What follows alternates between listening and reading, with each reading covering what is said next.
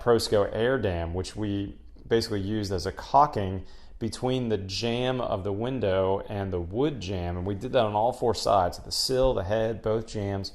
And remember, because this is an adhesive product, it basically glued the window in place. So there's another benefit of using the Prosco system to install your windows.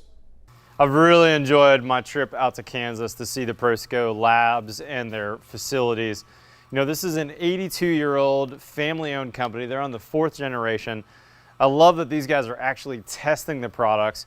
And what we saw today was that by using their family of products, for instance, this Cat 5, which was named because it can actually handle a Category 5 storm like we showed in that testing, we can go from a very moisture sensitive material like OSB that we use all over America, and we can use their waterproofing products to get a very watertight, very airtight, very energy efficient assembly and house that's going to last for not just decades, but generations. And all that Mother Nature throws at those houses, whether you're building a coastal house that's going to get a hurricane every year or two, or whether you're building like I am, more in the middle of the state where I have an occasional tornado, I have wind and weather, and I get 6-inch rainstorms.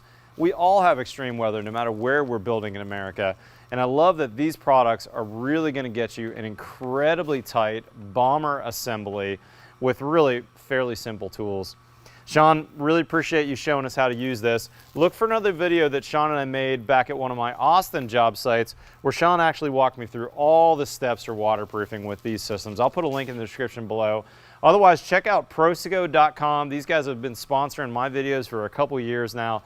If you don't already subscribe to our channel, hit that subscribe button below. We've got new content every Tuesday and every Friday. Follow us on Twitter and Instagram. Otherwise, we'll see you next time on The Build Show.